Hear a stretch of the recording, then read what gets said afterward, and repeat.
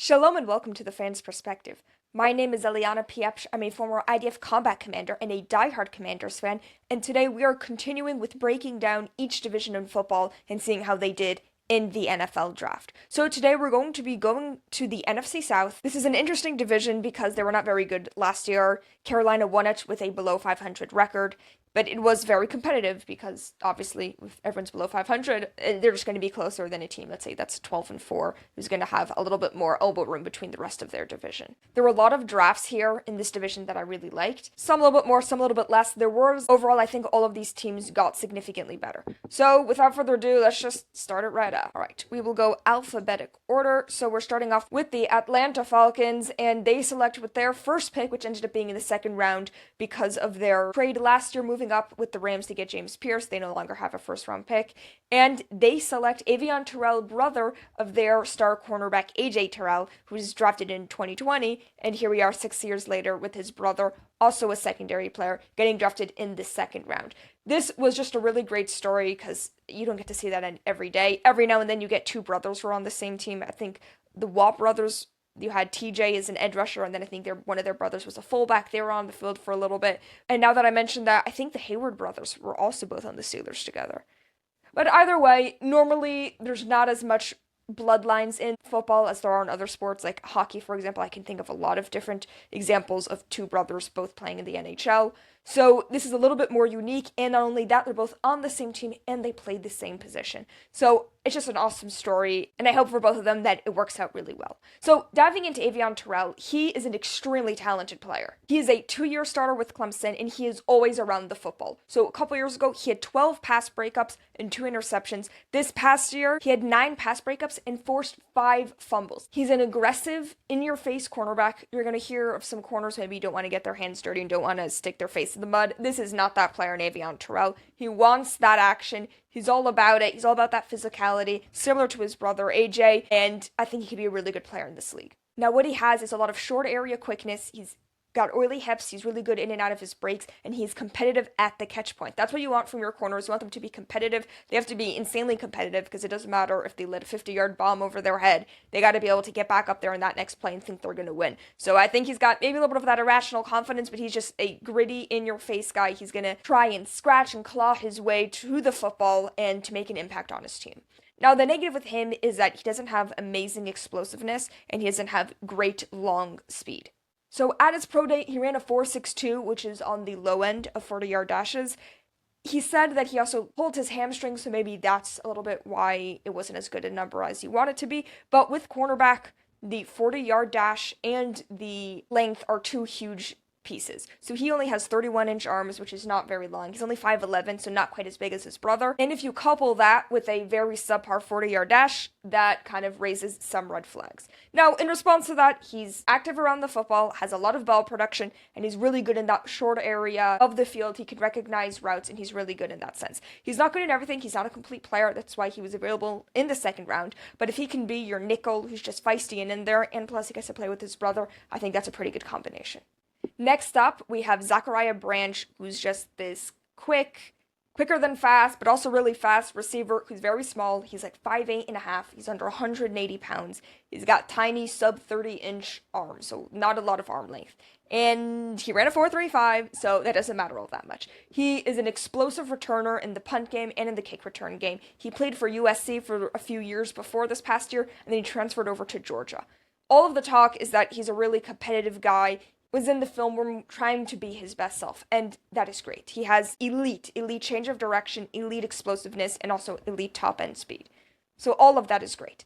The negatives are this. First of all, he's a very small target, being 5'8", having sub 30-inch arms. He doesn't have incredible ball skills, which is kind of fine, and more importantly, he did not run actual routes this year. Everything was a screen pass or a little slant, and everything was at or around the line of scrimmage. He did not run routes beyond that.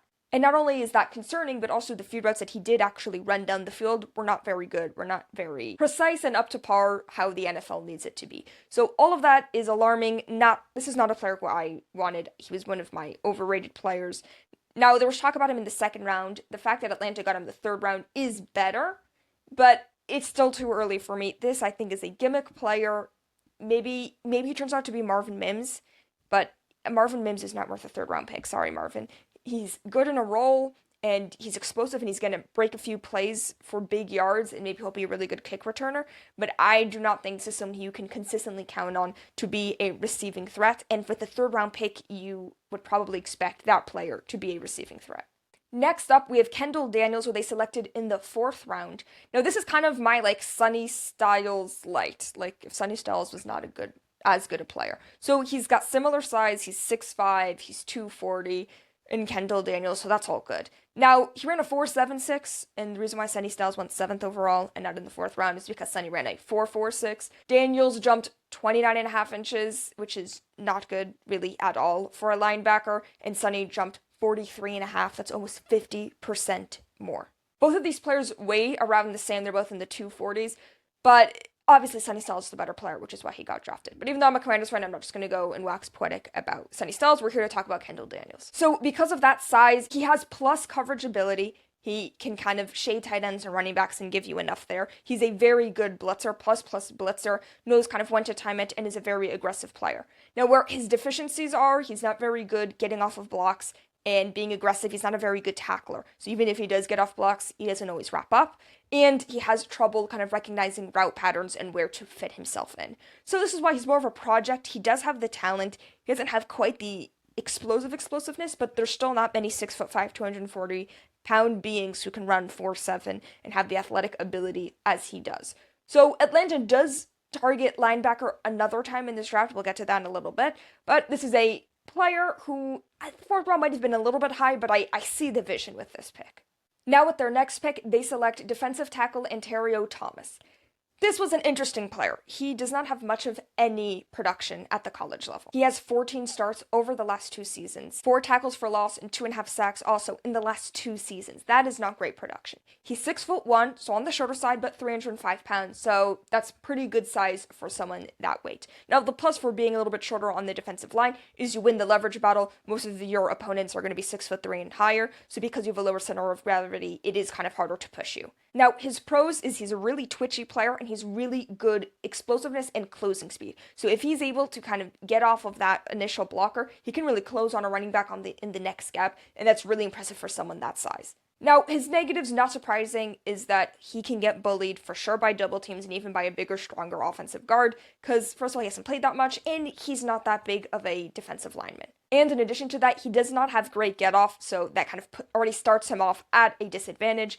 So I think it's a little bit earlier for this player. Just going to kind of see this as a theme for Atlanta. I don't hate the picks, but this is just a little bit earlier than I would want. And with a team who has as little draft capital as they do, that is going to affect their grade. Next up for Atlanta, we have Harold Perkins Jr. out of LSU. He's 6'1", 223. He's a little bit on the smaller side for a linebacker. He was a top 10 recruit coming out of high school. His career started off with a bang at LSU. Since then, he kind of changed positions, his production tailed off, and he suffered a torn ACL. So his positives are he's a very good run defender. He can kind of sift through traffic. He really sees it well, and he closes on the running back, and he's an elite blitzer. He's very good at that, very effective. He had 4 sacks this year, and I think 5.5 a couple of years ago before his ACL injury. Now, the negative is he doesn't have elite coverage. He didn't have elite coverage before, and especially now with his torn ACL, he's kind of lost his step. So maybe that'll come back, and it'll be to a point where it's not a liability, but that's a question mark whether it is. He's only 1 year removed from this ACL, so maybe a second year will grant him that, which I think would make sense, but I just don't know if he'll ever be an elite coverage player. Another negative is he's not a very good tackler, so he is good at kind of sifting through the traffic in front to get to the running back. He's not always good at wrapping him up, which again makes sense for a linebacker who's usually around the size of the running backs that he is facing. So this is a talented linebacker who's versatile. Maybe you have a role in mind for him. He's going to be a very good special teams player for you, and hopefully he can give you a little bit of upside playing on defense. Last but not least, with their 7th round pick, Atlanta selects Ethan Onyanwa, offensive tackle out of Ohio State. He was at Rice for his first 4 years. He then transferred to Ohio State this year. He's 6'6", 330 pounds, so he's this huge, monstrous man, but he could not crack into the starting lineup. And I get it, it's Ohio State. Not everyone's going to be able to crack into the starting lineup. That's an elite team. But you would hope that your NFL team is at least as elite as Ohio State. And if you can't crack into the Ohio State lineup, I'm not exactly sure what you're expecting him, at least early on. He is a huge person, and he has great width and length, so he's all of the tools to be a good NFL player. But as I said before, he played under 100 snaps with Ohio State last year. He needs to develop. He needs to play, whether that's in preseason games or just get a lot of snaps in practice. This is a player who has the tools. He just really needs to put it all together. And if he does, then he'll be a plus tackle for you because he has all of the tools. But that is very much a projection and developmental, so we'll see whether that will work. I'm going to give this, even though I don't hate it that much, I'm going to give it a C+. I feel like it's a little harsh, but they didn't have a lot of picks. Avion Terrell, I think, is probably my favorite pick here. Zachariah Branch, I think, is a little early. Kendall Daniels, I think, is a little early. And Terrio Thompson, also a little early. I don't mind Harold Perkins, and I don't really mind Ethan in the 7th round, because he has all the tools, and you got to find someone to maybe develop as an offensive lineman. You should draft an offensive lineman in every draft, so they kind of had to at that point. But 3 of their first 4 picks, in my opinion, were kind of reaches, and I'm not exactly sure what they're going to end up developing in the NFL, so because of that, it's a C+ for me. Alright, that's it for Atlanta, so let us move on to Carolina. Starting us off in the first round, they select Monroe Freeland with the 19th overall pick. This was an interesting pick because this is not exactly who I thought or what type of position they would target at this point. I believe they probably were targeting Kenyon Sadiq at pick number 19, but he was selected 3 picks ahead to the Jets at pick 16 overall. Tight end is a huge need for this team, and they do end up addressing it a little bit later on in the draft, and we'll get to that pick. So I'm not going to say this was a panic, but I think this was more, okay, they had their position of need that they thought that they were going to fill. It ended up not happening, and if you have a player who is 6'7" and extremely athletic, and after the combine, there was talks of him maybe going 6 overall to Cleveland, that if you can get that type of player you think can be a starting and above average starting caliber tackle, you take that player. Offensive linemen do not grow on trees. It is extremely hard to find offensive linemen, especially late in drafts, and if you have that opportunity, you take them. So I have no complaints about that pick, just not necessarily someone who I thought they were going to take. Monroe Freeling is extremely talented. He played for Georgia, so one of the best schools in the country. As I said, he's huge. He's a mammoth of a man. He does need to kind of develop more and get better at his techniques. But overall, probably a first-round caliber player, and offensive linemen are always going to get pushed up. So this was not an egregious reach, and if you have an opportunity to take a tackle, you take a tackle. Next up in the second round, they select Lee Hunter, defensive tackle out of Texas Tech. So similar to a lot of players who played in Texas Tech this year, he transferred going into this year, and you could say whether or not he was one of the game changers or he benefited from the other talented players around him, but he ended up having a really productive year. So that is kind of the question with a lot of Texas Tech players, is how much do they benefit from the other talented players around them? So Lee Hunter did have a very good season. He had double digits tackle for loss. He had an incredible Senior Bowl, and he also had a really good playoff game when they played against Oregon. So all those things are great. Now, his combine numbers were not great. His athletic numbers did not jump off the page, and if anything, they were a little bit alarming. But after the Senior Bowl, there was kind of talk about him maybe in the late kind of part of the first round, and then after the combine, he was kind of more like, nah, this guy's going to be a second rounder type of player. I think what is important to note is that this interior defensive line class was really not good, not impressive at all. You had some players who were maybe really good at this or really good at that or just kind of fine with everything.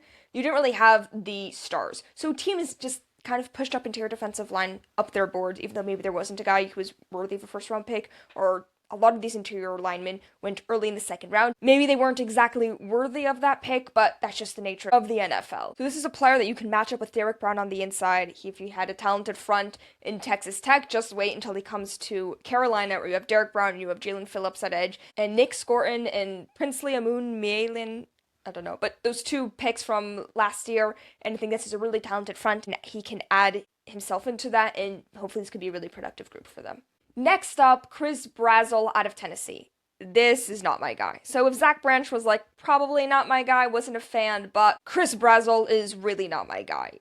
It's a big part of it is Tennessee. Yes, the Tennessee receivers, they do not translate to the NFL. Here's yet another 6'4", 200-pound receiver who runs a 4.3 and is blazing speed and is pretty good downfield and catches all these deep balls and has 1,000 yards receiving, and whoa, just imagine what we could do with this player. And every year it doesn't work out. So last year was Dante Thornton, who was the Tennessee player who had a lot of hype. And then especially in training camp for Vegas, apparently he won the starting job, and then he did basically nothing on the field. Jalen Hyatt was supposed to be, oh, look at this deep threat, he's going to be great for the Giants, and he ended up not doing anything. Chris Brazzell is just the newest edition of that. He lines up on one side of the field, runs one of like 3 routes, and that's it. That does not translate to the NFL. And the few times that they asked him to kind of run different routes, still from the exact same position on the field, it doesn't move from one side of the line of scrimmage to the other, and he doesn't move into the slot. He just lines up on one slot and goes. But the few times that they asked him to run routes, it was not pretty.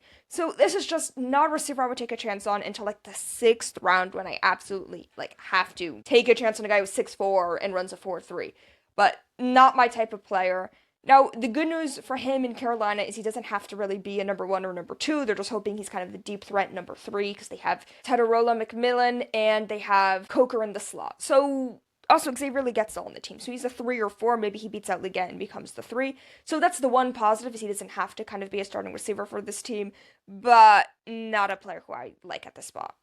Next up, the 4th round, they select Will Lee, cornerback out of Texas A&M.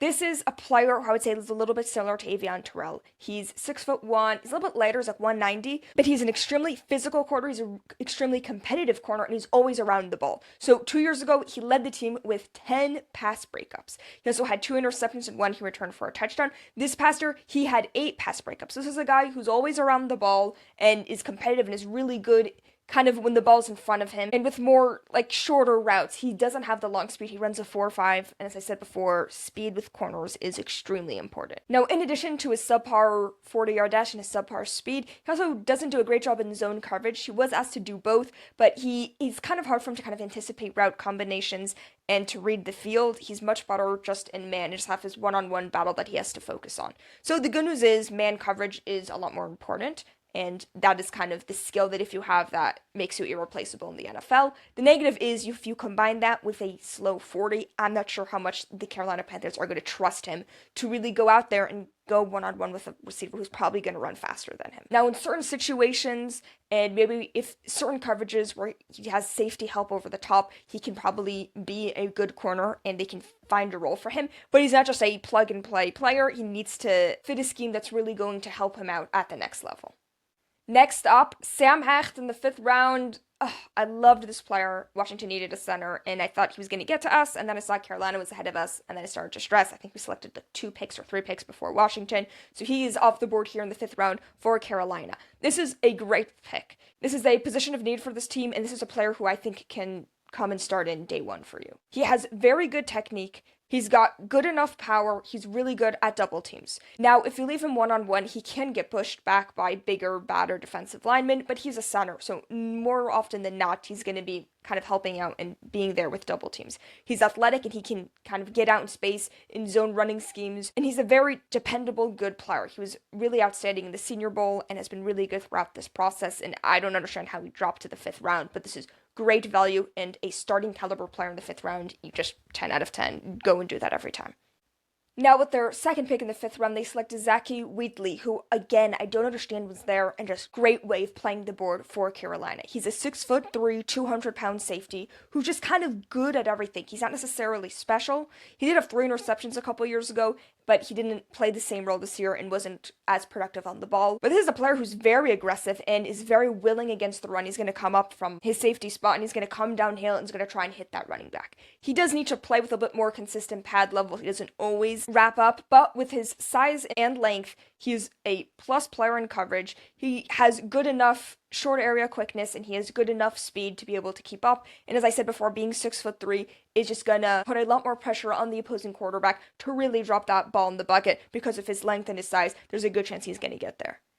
This is yet another player who can come in and start very early on in his career, and to get 2 of those type of players in the 5th round is just amazing value for Carolina. Now, with their final pick in this draft, in the 7th round, they select Jackson Kuwach out of Miami of Ohio. He is 6'4", 230 pounds, but he's a 1-year starter in his 5th year in college. So he does not have a lot of production. He doesn't have a lot of starts under his belt. But in that 1 year, he had over 100 tackles. He had 10 tackles for loss and 5 sacks. So he was an impact player for this team. Now, his positives are he has good size, he is a good tackler, and he plays with good physicality. So those are all not things that you can take for granted for a 1-year starter. Now, some of the things he needs to improve on is his lateral agility and quickness in that sense, while also proving that he can be a coverage linebacker. In his 1 year of starting, he seemed to be a little bit of a better run defender, which makes sense with that frame, 6'4", 230. He's probably bigger than a lot of the other linebackers in his conference. But it remains to be seen whether that can translate to the NFL. If not, he's probably a really good special teams player, and hopefully he can stick around enough so he can develop and really show off his abilities. So even though I really disliked the Chris Brazzell draft, I'm giving this an A- draft. This is just a great draft. They probably found 3 or 4 starters easily, and maybe even 5. I think Monroe Freeland can start for this team. I think Lee Hunter is going to start for this team. Sam Hecht is probably going to start for this team, and then one of Zachy Wheatley, Will Lee, maybe even Chris Brazzell, even though I'm not as high for him. I think one of those players can start for them very early on in their careers. This is an extremely high-value draft, and if you can find 4 or 5 starters in a draft, you have done an incredible job. So good job on this front office and this coaching staff and scouting department to, first of all, kind of know the board and know more or less who's going to fall, and also just selecting more often than not really good football players. So kudos to them. I love this draft. All right, let us move on to New Orleans, the Saints. So they start off this draft with Jordan Tyson, who's kind of this polarizing prospect. He is extremely explosive and was probably one of the top receiving prospects going into this year. He has great route running. He has really good explosiveness. He's good, quick in and out of breaks. He's got good hands. All of those things are great. Some people have compared him to Odell Beckham Jr. or Stephon Diggs, and those are all very high level and lofty comparisons. Now, the negative with him is his injury history. He has a very long injury history, and he's consistently missed multiple games. He's had a collarbone injury, which isn't quite as scary, but I think he's had shoulder injuries and hamstring injuries recently. So that is a really risky pick to select someone in the top 10 who has that amount of injury questions. But this is a Saints team that does need a receiver. Chris Olave, who's their number 1 receiver, and talking about injury concerns, he has a long injury history, and he's going to be a free agent next year. And this is a pivotal year for Tyler Shough to really prove that he is the man, because if he has a sophomore slump and New Orleans has a top pick, one of those shiny new 2027 quarterbacks are floating around there, and they just have a second-round pick who they used on a couple years ago, they might decide to move elsewhere. So it was really important for them to get a receiver to really help Tyler Shough showcase what he can do for this team. He is 6'2", over 200 pounds. He had 700 receiving yards this year, and he had over 1,000 receiving yards last year, but did miss the final 2 games of the season, including the playoff games due to his collarbone injury. So this is a receiver who kind of, during the process, because of his injury concerns, kind of went up and down draft boards.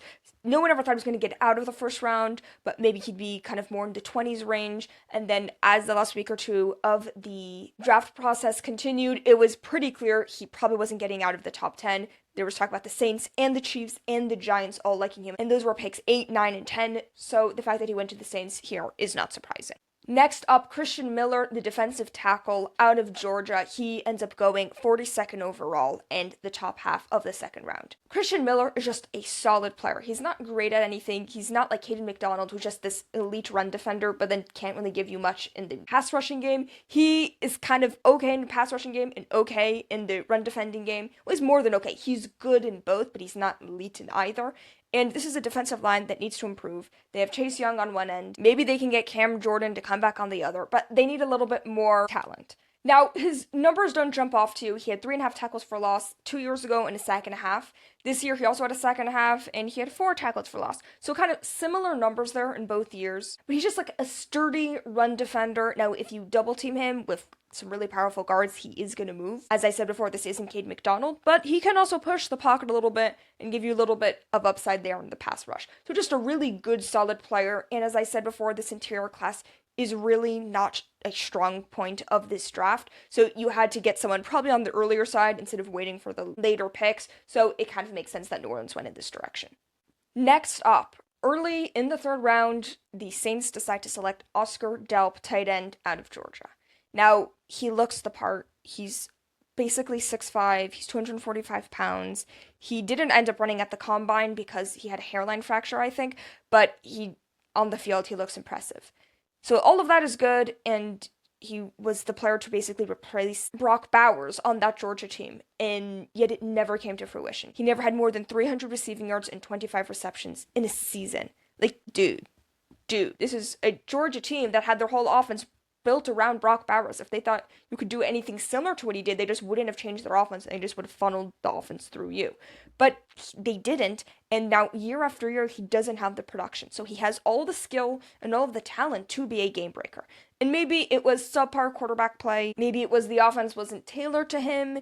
Maybe it's just some players are better in the pros than they are in college. But that is alarming, and I think a little early for me to pick him in the top 75 picks of this draft. Okay, so now with their 4th round pick, New Orleans decides to get Jeremiah Wright, offensive guard from Auburn. This is a big, tough offensive lineman. He's 6'5", 330 pounds, and he is sturdy. He has a great anchor. He's great push. He's got a great frame, and he's got really good pop in his hands. All of that is great.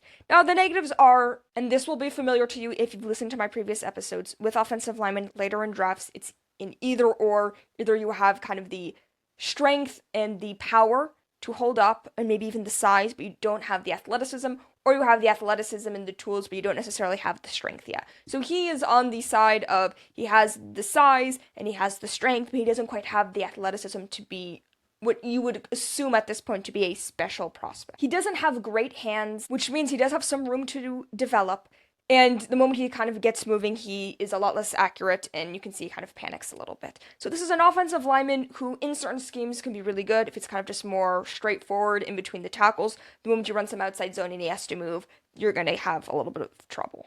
Now, with their 2nd, 4th round pick, they select Bryce Lance, brother of former top 3 pick Trey Lance, who also played at North Dakota State, but he is a receiver, and he is a fast receiver. He ran a 4.3, he's over 6'3", he's tall and long, and a really good deep threat. His pros are, he had back-to-back 1,000-yard seasons for North Dakota State. He is, as I said, an elite speed, really good just down the field threat. He tracks the ball extremely well, and he has really good late hands and strong hands at the point of attack. Now, his negatives are he doesn't have great short area agility, which makes sense for someone who's 6'3" and is more of a linear speed type of player. His route running also isn't great, which is also not so surprising, but kind of the biggest question mark is how is he going to fare in the NFL once he has to jump from an FCS level now to an NFL level of opponent and level of cornerback lining up against from him.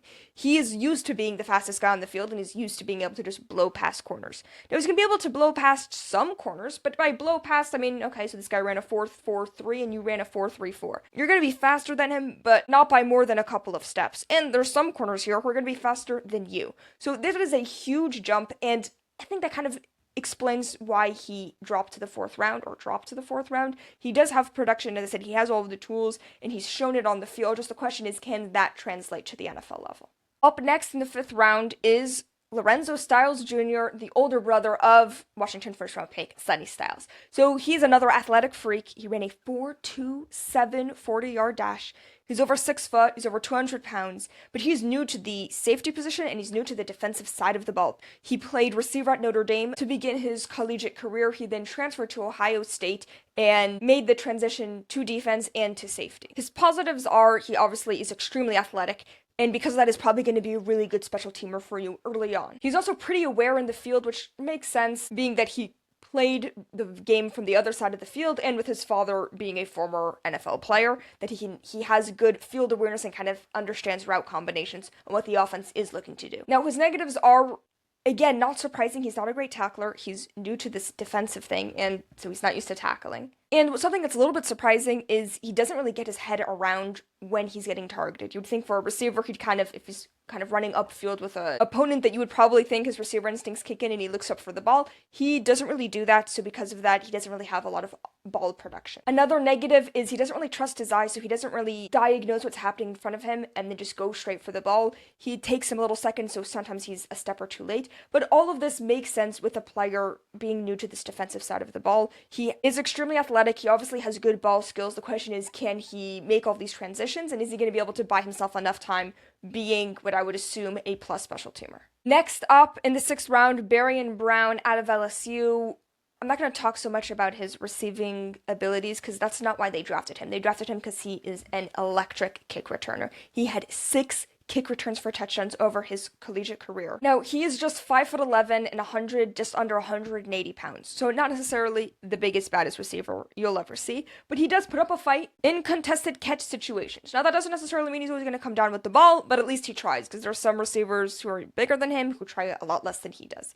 He does need to improve his route running and honestly, his hand-eye coordination and his just straight-up ball skills. But once the ball is in his hands, and he's electric. For a 6th-round pick, you're just drafting him to be a good kickoff return man. That is enough value in today's NFL with the updated kickoff rules. So that's just honestly why they drafted him. Now, with their final pick in the draft, TJ Hall is selected in the 7th round. This is a player similar to Will Lee, that he's physical and he's got pretty good size, but he doesn't quite have the speed to really maybe possibly produce at the NFL level. So his ball production is there. He had 10 pass breakups this past year. He also had an interception. He's standing at just under 6'1". He's 190 pounds.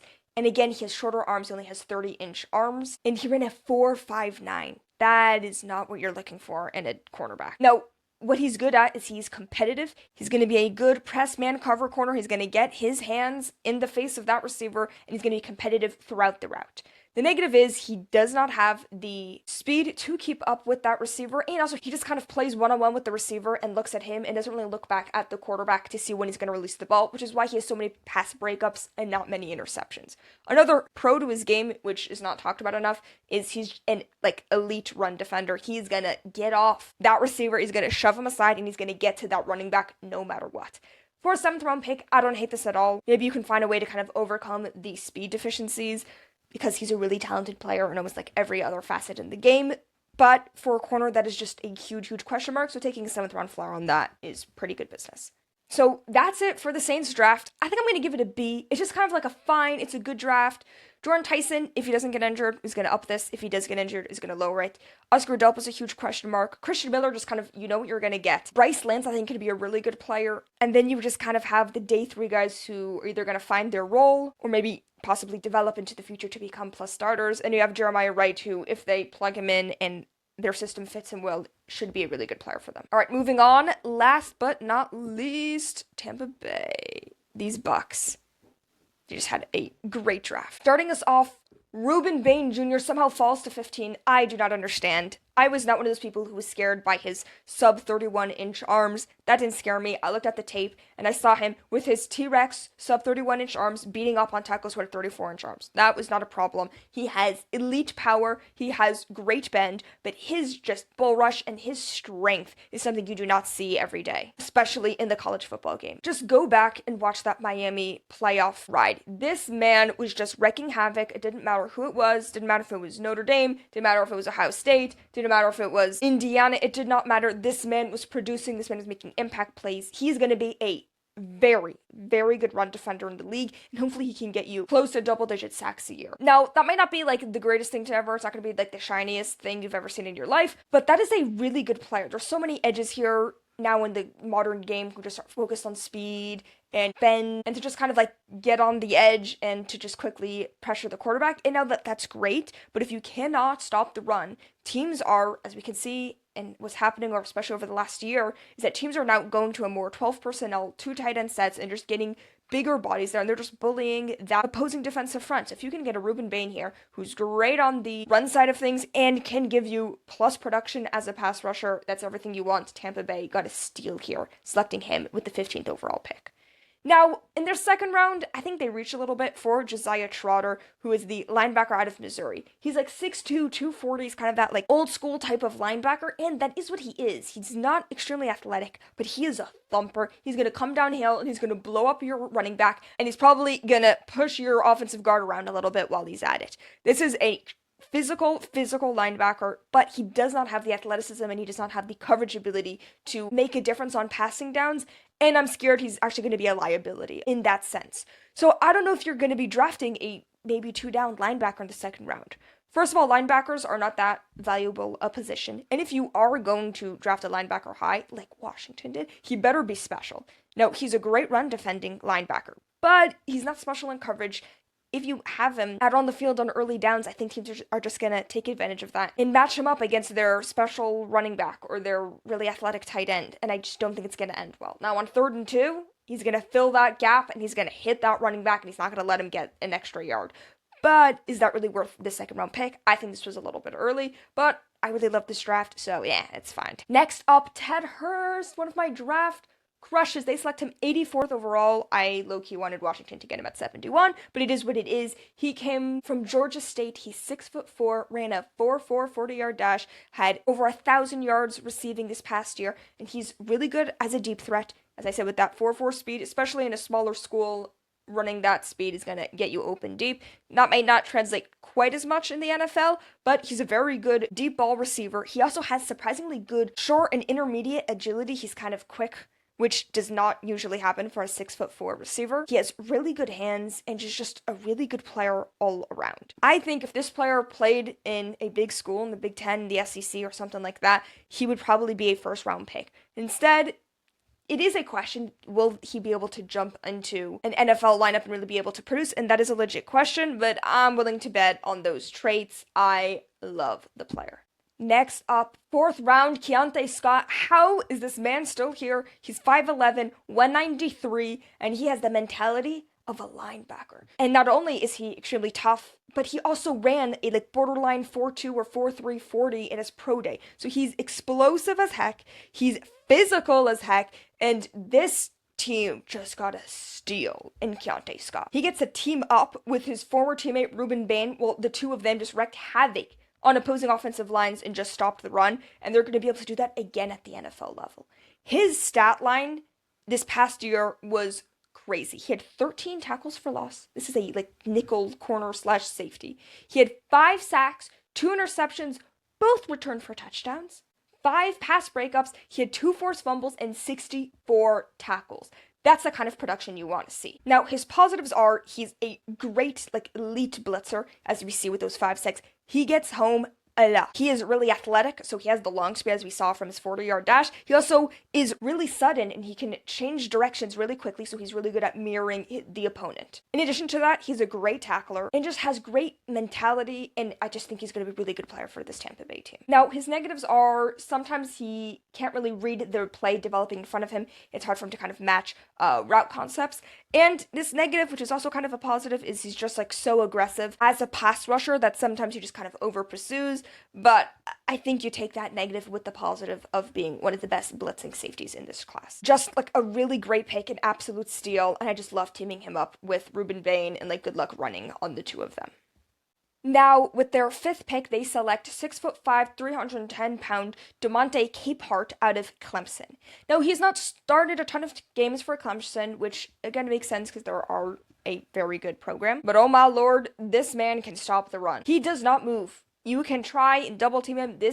He is not giving up. To quote Lord of the Rings, you shall not pass. He ain't moving anywhere. Now, he doesn't really give you much of anything as a pass rusher. He doesn't have any moves, and he's a little bit of an older player, so that's even more alarming. And he was in a good program who you would think could develop him to kind of have more pass rushing moves. So maybe it just kind of is what it is. But if it is what it is, and what it is a really good run defender, then you take that player in the 5th. Now, some of his weaknesses is the fact that, as I said before, he hasn't really developed, so he doesn't really win with technique. He just wins with full-on willpower, and maybe that doesn't translate to the NFL once the athletes are a lot better and a lot bigger and a lot stronger. But he has been able to consistently win. I would be willing to take a shot at a player like this in the 5th round, especially after all of the value you've gotten earlier in this draft. I think you have earned the right to kind of plug a hole in on this defense. Now, next up is Billy Scrouth. I don't really know how to pronounce his name, out of Notre Dame. He's just under 6'5", he's 310 pounds, so really good size and just a really good program, especially for offensive linemen in Notre Dame. He has really good hands and really good shock with his hands and really good grip strength. So all of that is really good and really important for offensive linemen. He's also good at combo blocks, so kind of helping out either a center or his tackle and then moving on to the second level and getting in on those linebackers. Now, his negative attributes are he's not extremely athletic, so he doesn't have great bend and body control, and possibly more important than that, he's missed a lot of games over the last 2 years. I think he's missed 9 games over the last 2 years, and for an offensive lineman, offensive line is anyway a injury-riddled position. To already have that history in college is a little bit scary and raises some red flags. But this is a 5th round pick, and if he does hit and he can become a plus starter for you on the offensive line, that's worth it. Now, for the final player here, the Tampa Bay Buccaneers select Bauer Sharp, tight end out of LSU, with their 7th round pick. Now, on paper, he kind of looks the part. He's 6'4", 250, ran a 4.63 40-yard dash. So all that's really good, and he played for a big program in LSU. But he has under 32-inch arms. He's not a very natural catcher of the football. He was a quarterback, and then he transferred to be a tight end in the 2023 season. So he's still new to this position. He has a lot of want to when it comes to being a blocker. He tries really hard, and if he has the ability to, he's going to stay engaged and he's going to drive. But he doesn't have the strength, and he doesn't necessarily have the length to be able to be a really good blocker, especially in the NFL. But he does have the athletic gifts. He's got good short area speed. He also has pretty good long speed. Running a 4.6 at 250 pounds is really impressive. And he is new to the position, so maybe he can develop more, maybe add some strength, so he can be an adequate blocker, and then can give you plus in the receiving area. Overall, I don't think I love this pick quite in the 7th round. I think this is more of an undrafted free agent. Am I going to lose sleep over the fact that I don't have much hope for Bauer Sharp? No, but not my favorite of their picks. So I'm going to be honest, this is an A draft. Just an A draft. This is amazing value, especially with their first 4 picks. And let's be honest, the first few picks are the most important. So they're going to have a starter day 1 in Ruben Bain, who I think is going to be a starter for them for like 10 plus years. Then you have Jeremiah Trotter, who maybe is probably the thing that's kind of holding them back from an 8 plus, but I think he can fill a role for them. I mean, good luck trying to fill Levante David's shoes, but they do have a hole, and they do desperately need a linebacker, so hopefully they can get the best out of him. Ted Hurst, love it. Love it. And there's also a really good receiving room, so he doesn't even have to kind of jump and make that transition to the NFL and be this number 1 receiver. He's probably going to be the number 3 day 1 with Emeka Ibuka and Chris Godwin, plus McMillan's still there, so maybe he's even the number 4, and they can give him time to really progress and adjust to the NFL game. Now, DeMonte Capehart, you need a run defender, take a run defender. Clemson, big school, love it. Billy Scrouth, offensive lineman, as long as he stays healthy, should be able to help your team. I know Bauer Sharp is not the most excited about, but it's a 7th round pick. This is an A draft. I absolutely loved it. All right, so that is it for today. I would love to know your thoughts on this. If you are a NFC South fan, what do you think? And even if you're not an NFC South fan, let me know what you think. Was I too harsh? Was I too nice? And we'll be continuing on with these divisional breakdowns, and I hope you enjoy it, and I'll see you next time on The Fan's Perspective.